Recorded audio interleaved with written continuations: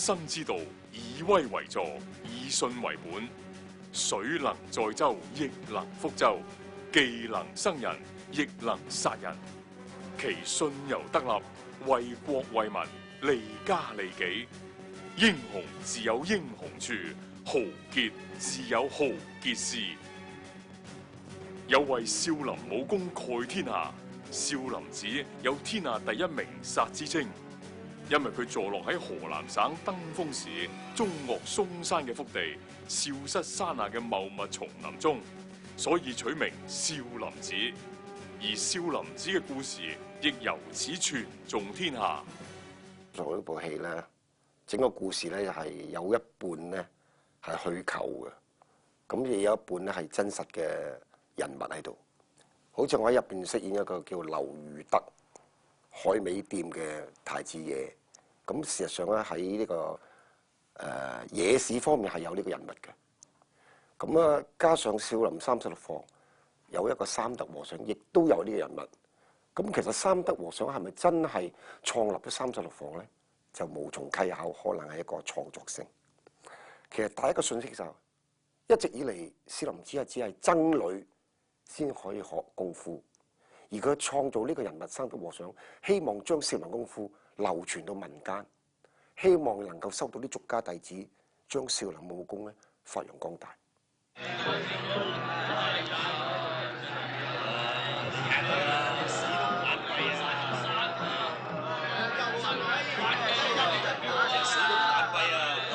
嗰個人死咗未咧？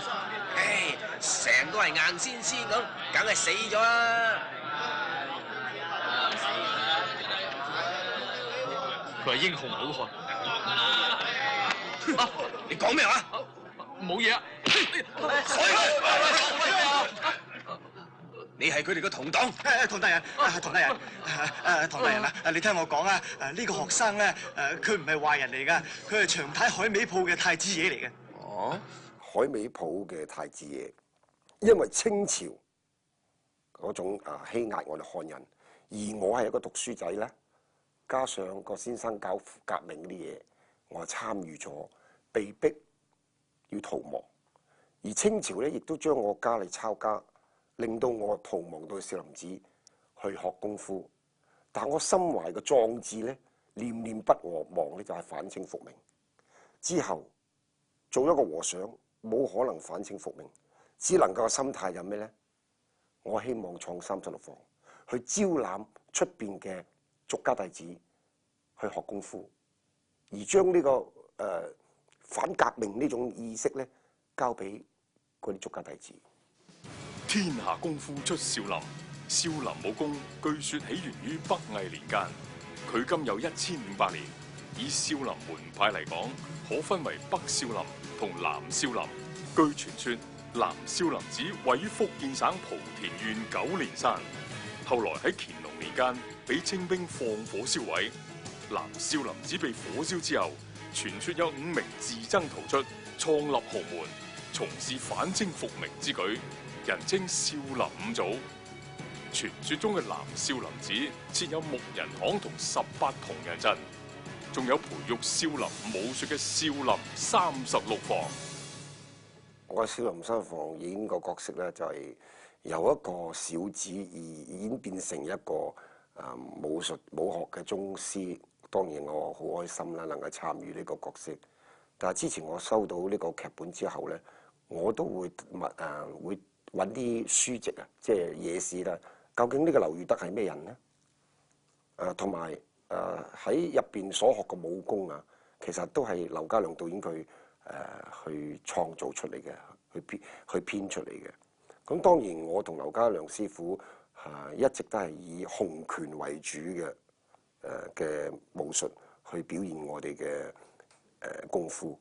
咁喺入邊咧，我哋盡量將刀槍劍拳術盡量喺36房。當然部戲冇可能介紹36個房啊嘅功夫啦，就係我哋比較簡化咗佢。同埋咧，劉家良導演佢有個意識係幾好嘅，就係唔係一定學刀槍劍擊學棍啊、學劍啊或者學刀啊，就係代表一人嘅武功。其實入到少林寺，你有睇過36房咧，佢好多嘢係啟示咗好多學武之人，眼都係一種功夫，耳都係一種功夫，頭都係一種功夫，唔係一定揸武器嘅功夫。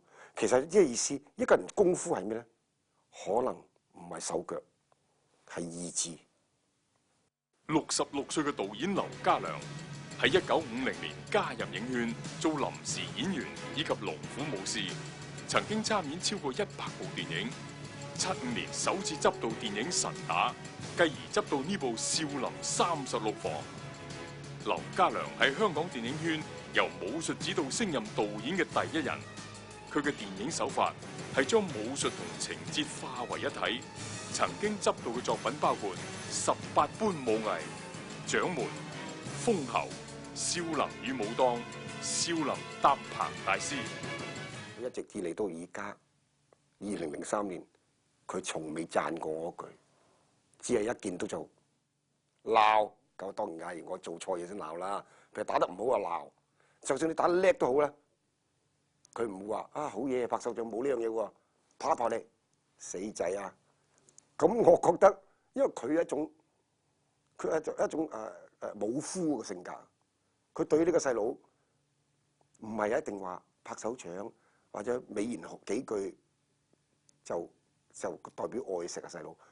我到今時今日先了解佢，我眼中嘅劉家良亦係我恩師啦，亦都係我嘅大佬啦。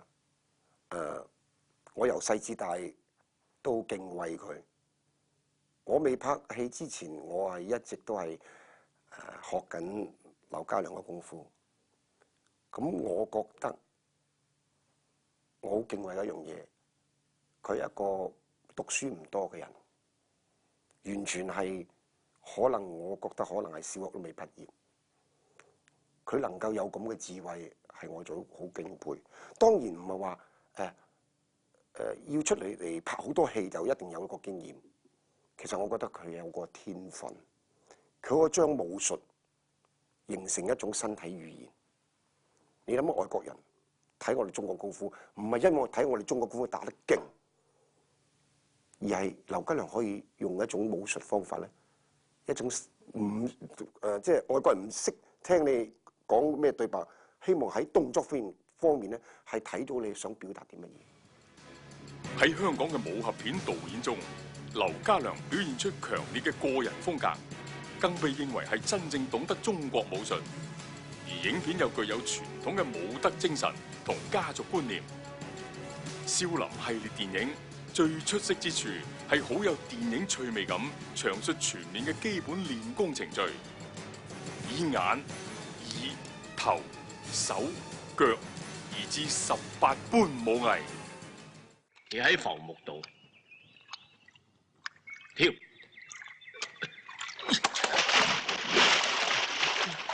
擰轉身，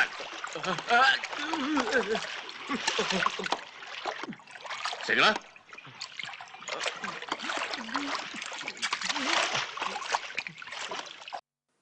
天下功夫出少林，少林武術係中華武術嘅重要組成部分。少林武術以實戰威猛、博大精深，早已隱喻天下。拳以自明，字以權顯。國家興亡，匹夫有責。鄭成功王爺喺台灣厲兵秣馬，係達子嘅心腹大患。滿清皇帝甚至下令遷徙沿海居民嚟防禦，可見老百姓都有老百姓嘅好處。何老師啊，如果鄭王爺用到我哋就好啦。梗會有咁嘅一日。你哋係咪想出一啲力呢？係啊。好。我作為劉家班一份子，個感覺壓力好大咯。因為點解以前未拍戲喺武館點打得唔好啊？係自己閂埋門自己